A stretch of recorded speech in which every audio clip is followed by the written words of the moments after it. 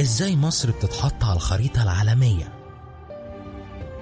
دي مغنية من كولومبيا، واللي هي من أشهر 5 مغنيين ريجاتون في العالم، وعندها ما يقارب من 60 مليون متابع على الانستجرام، وعندها أغاني بتعدي 1,000,000,000 مشاهدة على اليوتيوب.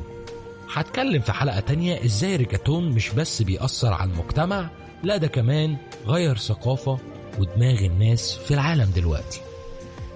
المهم يا سيدي، المغنية دي عملت آخر أغنية ليها في مصر واسمها القاهرة، وصورتها في الأهرامات وعند القلعة وجامع السلطان حسن، ونزلتها من حوالي 3 أيام، وبقت رقم 2 ترندج على العالم، ومتوقع تبقى رقم 1 اللي هو العالم بيتفرج علينا دلوقتي. طيب فاكرين أغنية ديسباسيتو اللي عملت ضجة في العالم واتصورت في بورتوريكو اللي خلت العالم كله يزورها؟ هي عملت حاجة شبيهة بيها، وده كلامها لما نزلت الفيديو عندها على الانستجرام.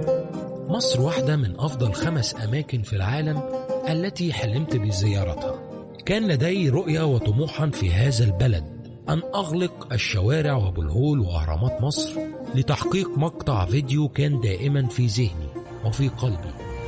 تلك اللحظة المهيبة عندما وصلت بنفسي إلى هذا المكان ورأيت أنه بعد صعوبة تحقيقه كان هذا حقيقة بالفعل، واحتفظ بيه كأحد أفضل المشاعر في حياتي.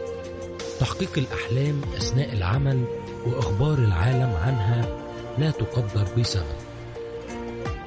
علشان كده أتمنى يبقى في دعاوي رسمية لكل المغنيين والممثلين العالميين إنهم ييجوا يصوروا هنا في مصر.